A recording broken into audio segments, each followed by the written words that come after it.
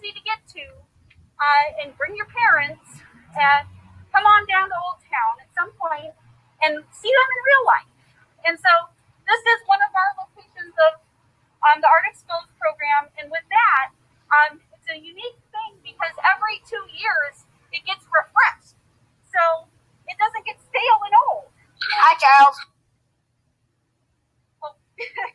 And so that's a really cool option that keeps people coming in and you see new things. And so I don't know if there's going to be Q&A during our conversation or after, but feel free to say something. I may not hear it because of the rain, but I'll have Jennifer speak that out. For that, and you have the city here to help too. Yeah. So just a reminder, what we're going to do, I think, just what will work best for today is everyone keep your Chromebooks muted, and then we'll do about our 20 minutes of presentation, and we'll send the last 5 seconds question and answer. So if you have a question, you got to raise your hand, okay? Otherwise, keep it muted just for the sake of the 60 people in on the call. Thank you. Woo-hoo.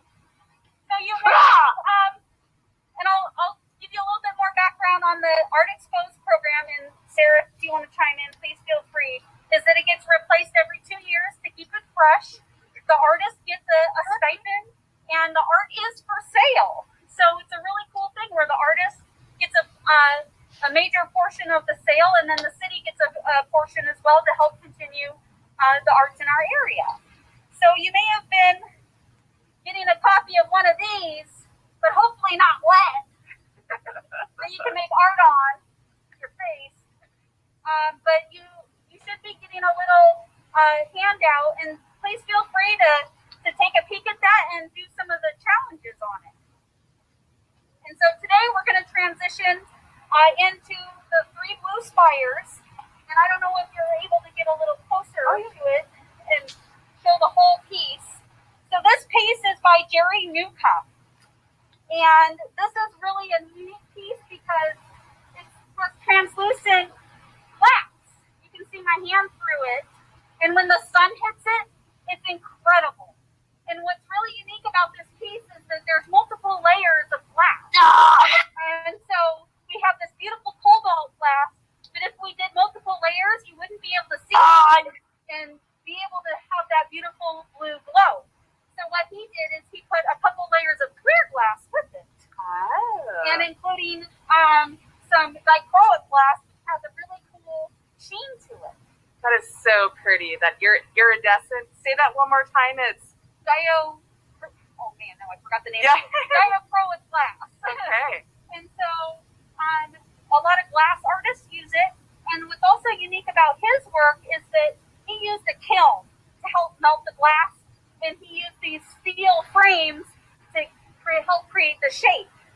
Now, when you come here in person, I kind of don't recommend you coming down where I'm at for safety purposes. Yeah. So if you can, look at it from the higher areas, you can still see its beauty, but I just wanted to give you a little upfront close tour. So do stay up on the pavement when you're looking at the piece.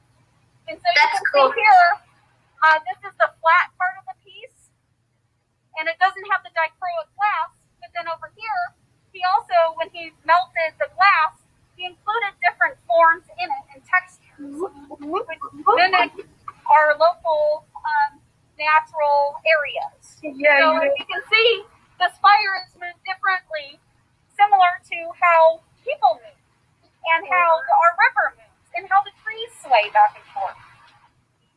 This artist also took extra time and decided to put rocks to hide some of the metal working that he did. So he added extra thought into adding the river rocks in a natural element with a man-made element. Beautiful. Yeah. And then the city of Florence awesomely, so I encourage you to check it out at night, has put a light in. So at night, these glow beautifully. And it's absolutely incredible. So that is a really amazing thing. No. Is there any questions? I think we're going to we'll just kind of hang on until the end, and just a time check. We're about 2:09. So okay, sounds good. And so these are definitely worth checking out. And the sheet that you have has some questions that you can answer and also critique the work as well and figure out on your own different things that you might see. Yeah, and that worksheet she's referring to and she showed us is on Miss Savic's Google Classroom as well as our virtual field trip Google Classroom. And it's really great because you can take that sheet and almost go on your own little walking tour downtown. So you can watch what we're doing today and then like come on down and experience it yourself in person too. And I'd like to add one more thing about when you're looking at art, because I gave you a warning earlier about coming down. Typically when art is presented, it's okay that you're so far away from the piece and you don't have to come down to it. And that's also a part of why and where is this art piece located. And ask yourself those types of questions. Why did they put that there? Why is it in this direction? Why is it so tall? Why is it so small? And also, it's important to also notice that when you're looking at art is not to climb on it. Especially outdoor art, it is important to know that this is a piece of art and time and energy that somebody put into. And so by climbing and vandalizing or pushing or shaking an art piece is really devaluing it. So it's important to look at it. You may, like I was touching earlier, you can do that on most pieces, but it's also important to ask an adult around you if that's okay too. To respect the art. Respect the art. So we're going to move up on to our next piece, ravens. So let's take a little purple walk up here. Boom, boom, boom. And we are, if you didn't notice already, in the Interpretive Center in Old Town Florence. Wait, this is the hop, skip, and I'll slip if I do a cartwheel. But I could do it if I wanted to, but I don't want to make this a comedy channel. I'm going to come from... This piece here, you might be able to see a little bit better in the shade. It's called Ravens, and this is by Steve Tyree. And it also, at each of our locations for the Art Exposed art sites, we have little plaques that show you the title of the piece, the artist's name, the materials. So this is fabricated bronze on a steel base. The Art Exposed Gallery, rotating gallery, because we change it every 2 years about. And then it's available for purchase, and more information is available on the city's website. So we'll pop back up here. So this is a really cool piece, and I really appreciate this because it's a really nice juxtaposition and tension with man-made materials that are organically shaped, but very industrial. And then you have these beautifully sculpted bronze ravens up here feeding each other. And there's 1, 2, 3 cherries in the mouth. And as you can see, spiders have made it home, but that's okay. It's nature, and it's outdoors. And this other raven and the tall raven with the cherries are interacting. So this is a really neat idea of reflection on not only animals interacting and nurturing and eating, but also humans too. How do I interact with people when I eat? How do I interact when I prepare food with those around me? So ask yourself some maybe weird questions that you may not, and what are those questions that you might think of? And those are all really important things, and you may not know the answer too, which is cool and okay. Another unique thing about art is that you might look at a piece and be like, what? What is this? I don't get it. Why is there a raven eating some cherries on top of a weird rusted metal? Why? So maybe take that time and say, oh, well, maybe it's a relationship with nature and man-made objects. sometimes these things aren't always pronounced because we only have a plaque, but we don't have an artist statement. So we're missing some information. But that's okay. You can always ask questions and think of your own interpretation of it. You're not wrong. And there's you have provided a couple of videos about how to interpret arts, and I did add those to the Google Classroom too if you're wanting to learn more about that. They were two really great videos. Yeah. So I would encourage you to take a look at those because those are 3 to 5 minute videos that will broaden your horizons and help you ask some really cool questions. Awesome. And find some neat answers. Okay, so we're going to plug down to our next location, and the sun is coming out, and maybe I can see through my glasses. Well, maybe not. They're all foggy. Hey, when we move, students, it does get a little fuzzy. Once I stop moving, we'll be clear again. But hey, I'm taking you on a little walk downtown. How about that? Everyone gets a walk today. So I like the Ravens were the Art Exposed program is that they're all really close together in Old Town. And if I walk into a pool, you're totally welcome to laugh. And so I have a question. Yeah? What is your question? You guys are very kind. We're very kind. Thank you. And that's very kind of you to say that too. It's always good to encourage others. Thank you. That was kind and very encouraging. Yes. I know we've got lots of hands raising. We're gonna just for the sake of time, students. I know we have lots of hands raised. We'll try to wrap up at for sure by like 22:25, and then we'll take questions in order. We'll wait to play our read aloud video at 2:30.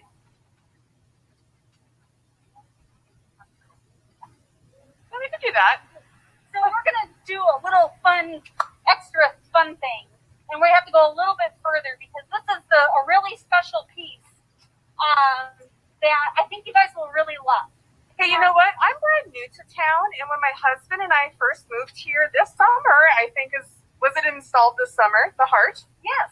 Yeah, that was the very first piece of art that I noticed downtown, and I was like, what is this? What's going on? This is so cool. And then we walked a little further down the way, and I'm like, oh my goodness, they have some kind of art installation thing in downtown Florence. This is so rad.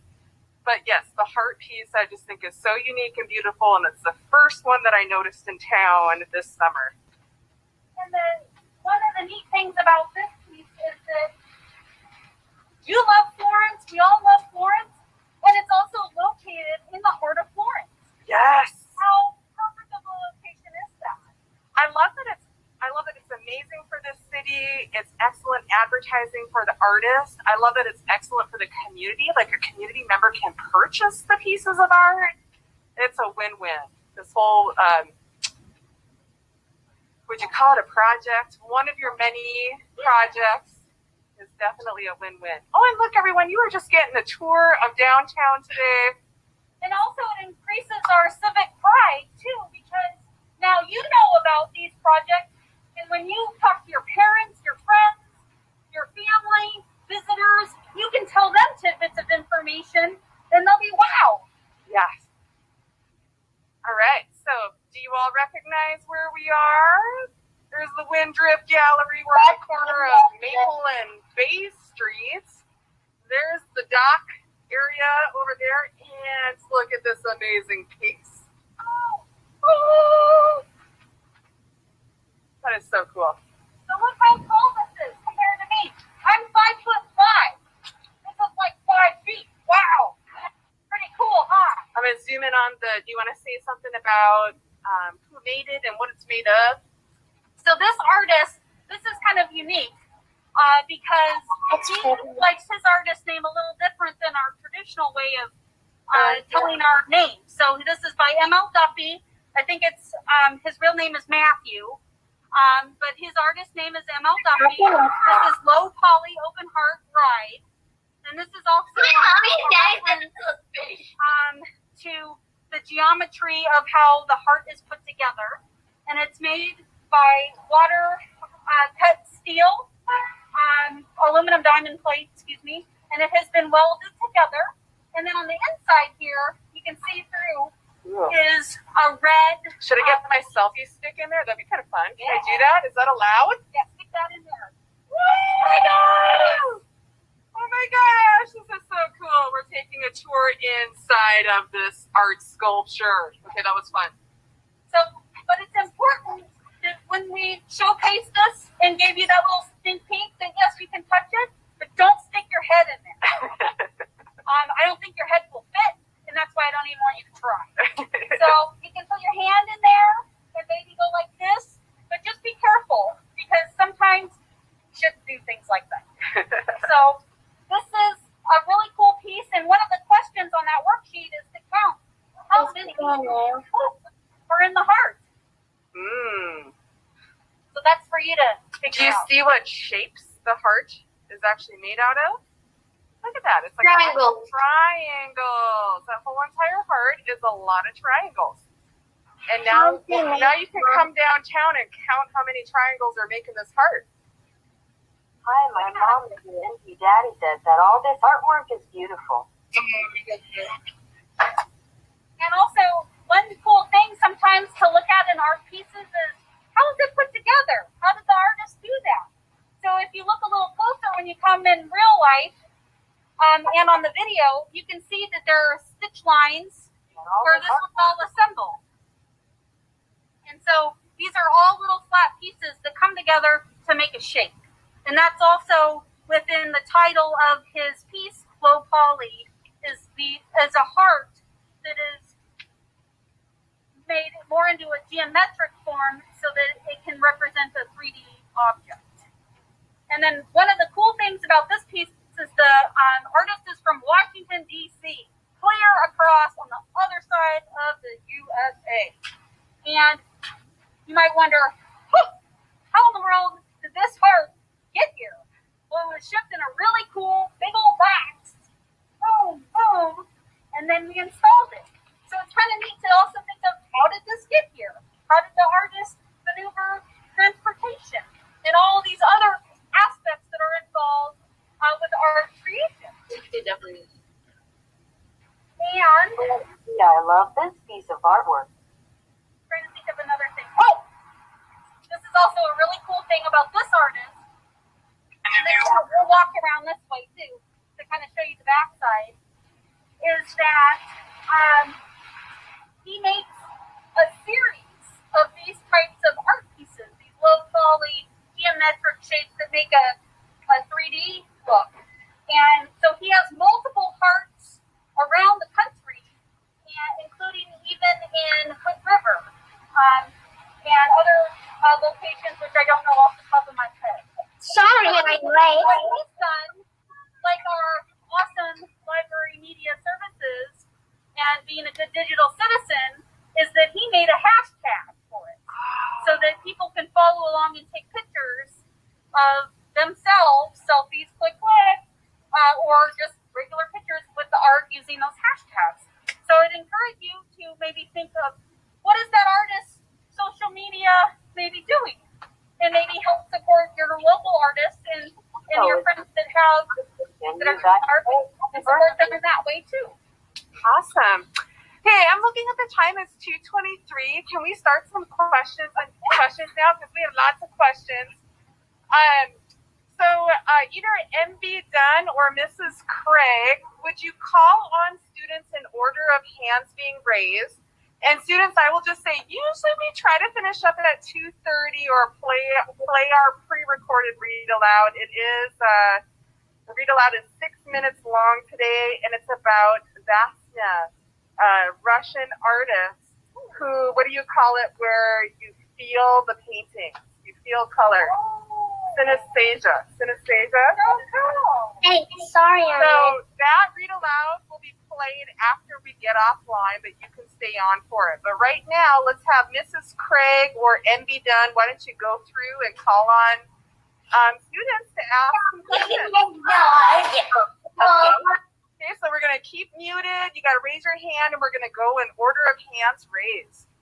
I'm going to call on Taylor Ferris because she's had her hand up the whole time. And then I can do, yeah, she has, and then we can go for the Do you want to look at kiddos and hold this so you can respond? Or well, let's just keep doing what we're doing. Sure. Yeah. All right, go ahead.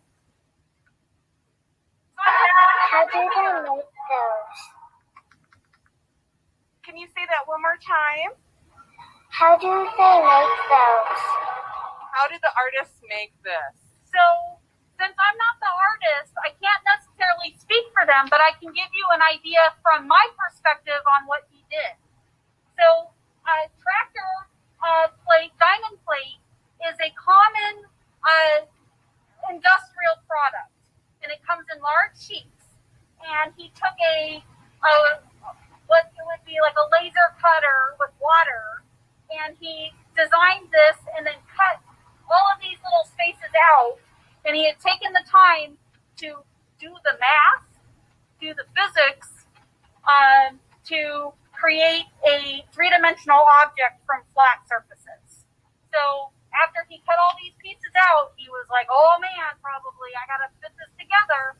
And so he probably started at the base and started welding his larger chunks together because he would have made a pattern from his design that he could follow to assemble the piece. And so he took, he probably painted the inside red first. He may have painted it afterwards with the tractor paint, and that's a high heat industrial paint that can withstand a lot of abuse. And then here you can see he used a welder. I don't know if it was TIG or, but it's stainless steel, so I could find out that, but I don't know for sure. So he welded in parts, and he didn't do whole long welds. He only did little areas, which is just in the okay. corners, kind of. Just to assemble all of these areas together. Yeah, that was a really good question. Yes. Do we have thank you for asking that question. I know we have a ton of them. We'll see how many we can get through. Mrs. Crank, call on another one. Fallen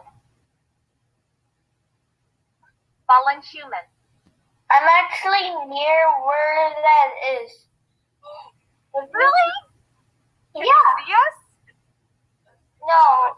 I'm just not kidding. there, but I'm like, I think 2 miles away. Okay. Oh, cool. So you're near the heart and you've seen the heart. Have you been Yes. down here and you've seen the heart? Yes, I have seen the heart before. Good job. Awesome. Like, Well, next time you come down into Old Town, make sure you get a picture with it. Yes. I will. Fabulous. All right, Mrs. Craig, who's third in line? Bronson. How? I actually, I saw the Christmas lights. We went, my grandma, we saw the heart. Was it lit up at Christmas time, or did it just look extra pretty with all the lights It on looked, downtown? it looked just the same. It just looked the same. Awesome. Did it have a little bit of extra atmosphere with the warm glow of the holiday lights above? Yes. Cool. Thank you so much for sharing that story with us. Who's next, Mrs. Craig? Lily Leland. Fabulous. Hi, Lily. Hi, I was just wondering, you're part of the Florence Public Art Pretty Committee, right? going next. Yes, I am on the city has various committees of volunteers that help make Florence awesome. And one of those committees is the Florence Public Art Committee. And I've been on for a couple years now. That's so cool. How old do you have to be to join it? Like to volunteer for it? That's a fantastic question. So I'd like to just give you an example of a past member. We had somebody in high school on our committee, and so there is someone at the age requirement who was 16 years old. So when you're 16 and you want to do some Oh my volunteer work in gosh. the city, contact the city. Oh my gosh, that's so cool because I want to be 16 on February 3rd. Happy birthday, Lily. Welcome to the Public Arts Committee.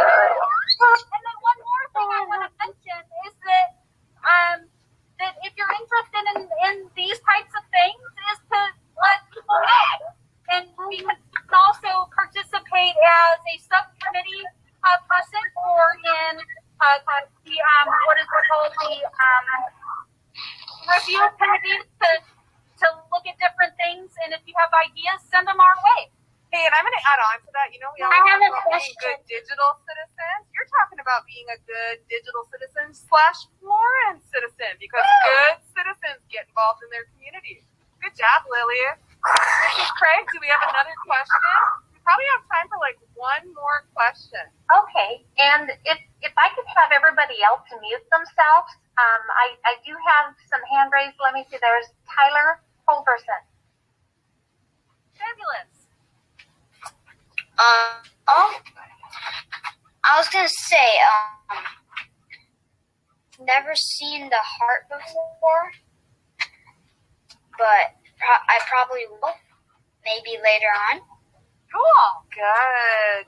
Hey, Tyler, again, if you need help getting access to the worksheet with the tour information on it, let your teacher know, and we'll make it I happen can't hear for you. you. Mrs. Craig, what do you think? It's 2:30. Do you want to do like one last question, and then we'll have you play the read aloud video? Sure. Jessica Lopez.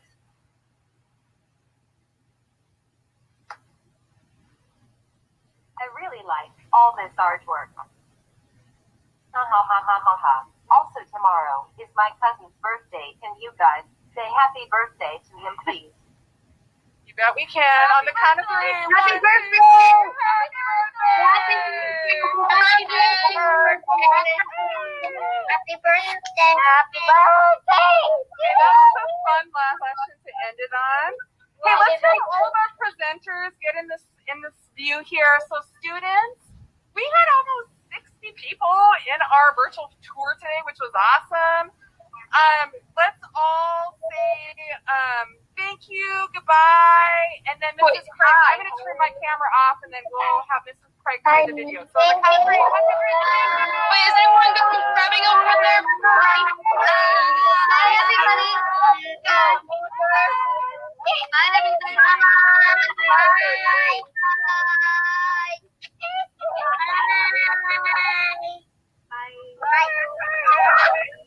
I'm curious, is anyone grabbing over there?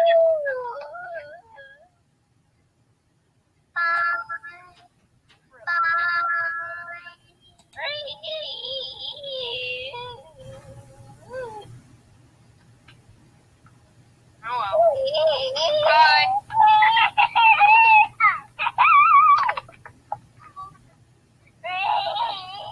Okay, let's go ahead and mute ourselves. And I'm ready to play the book. So as McKenzie, we do read aloud associated with the downtown walking old town art tour. All right, so as you all know, we have a fabulous nonfiction collection in our library to include the kids' multicultural art book. Look at that one. Ooh, the introduction to modern art, fabulous. And then we have fiction titles like Emily's Art. And today I am going to read you The Noisy Paint Box by Bob Rosenstock.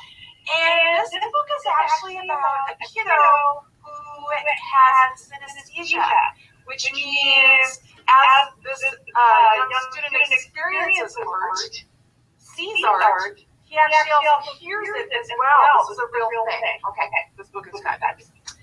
The colors and sounds of Canvas's abstract art. The Noisy Paint Box by Bob Rosenstock. And this is where we're having our points, everyone. Look at the beautiful illustrations. I love it. All right. Vasily Kandinsky spent his days learning to be a proper Russian boy. He studied bookfuls of math, science, and history. He practiced piano scales to the marching click of the metronome. He sat stiff and straight and dressed up dinners while the grown-ups talked and talked and talked. Vasyav's well-off world was perfectly polite until the day is on to getting small wooden paint box. Every proper Russian boy should appreciate art, said Auntie. She showed Vasyav the correct way to mix colors on a paint box palette. mixed red with yellow, then he mixed red with blue. As the colors changed, Vastia heard a whisper. Hiss. Louder hiss. Then louder still hiss. What's that sound, Vastia? I don't hear a thing, said Auntie. Vastia listened as his brush swish. The swirling colors trilled like an orchestra, tuning up for a magical symphony. Mama, cried Vastia. What is a pinky box? Silly Vasily, said Papa. Stop being foolish, said Mama. Vasily painted the sound of the colors. He spun a bright line and circled it onto the canvas. It clinched like the highest notes on the keyboard. He brushed the powerful baby rectangle that vibrated deeply like the lowest cello strings. He tossed a giant splash of flaring crimson and added a cheerful laugh of burbling green, clanging orange, and tinkling violet. Vasily painted until the colors began quiet. Look what I made, said Vastia. Is it a house? Asked Auntie. Is it a flower? Asked Mama. What's it supposed to be? Asked Papa. It's music, said Vastia, waltzing his painting around the house. Calm down, said Mama. Do some math, said Papa. Heavens, said Auntie. This boy needs a proper art class. So Vastia went to art class and learned to draw houses and flowers just like everyone else. As the years passed, Vastia finished school and studied to be a lawyer. He ignored his noisy paint box and lived the way people expected. But Vastia couldn't ignore the sounds of the colors singing to him in the streets of Moscow. The canary-colored mailbox whistled as he rode to work. The scarlet sunset haze rang above the ancient Kremlin walls. An ivory course of snowflakes scattered on the sable collar of his overcoat. One evening, suitably steamed and starched, Vastia attended the opera. As the orchestra's music crashed around him, the colors of the noisy paint box twirled wildly inside of his mind. Stomping lines of vermilion and coral, caroling triangles of pistachio and garnet, thundering arches of aqua and ebony, with shrill points of cobalt and saffron. Vastia heard the colors singing. Vastia saw the music dancing. And Vastia was never quite as proper again. He quit the job teaching law and moved from Moscow to Munich to be a painter. He studied with a famous teacher. Then that one. Is it a house? Is it a flower? What is it supposed to be? His teachers asked. Vastia wanted to paint the colors he heard, but maybe the famous teachers knew best. Once again, Vastia put houses and flowers, animals and people into his paintings, just like everyone expected. The teachers were happy. Vastia was not. His artist friends understood. They too were tired of painting pretty landscapes and pretty ladies. They thought art needed to change. Art should make you feel, Vastia told them, like music. Exactly, said his friends, but none of them knew how to paint feelings. Until the day Vastia grew brave enough and invited the world to see the paintings roaring from his noisy paint box.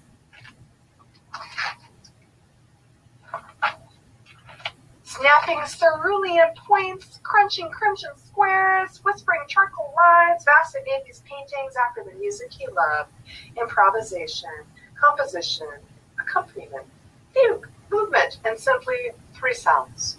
With his noisy paint box, Vastia Kandinsky created something entirely new. Abstract art.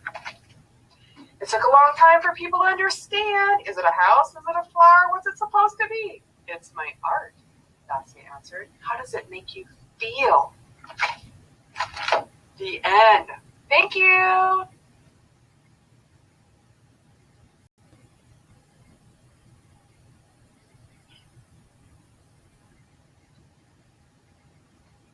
All right, guys, thank you for coming to the field trip.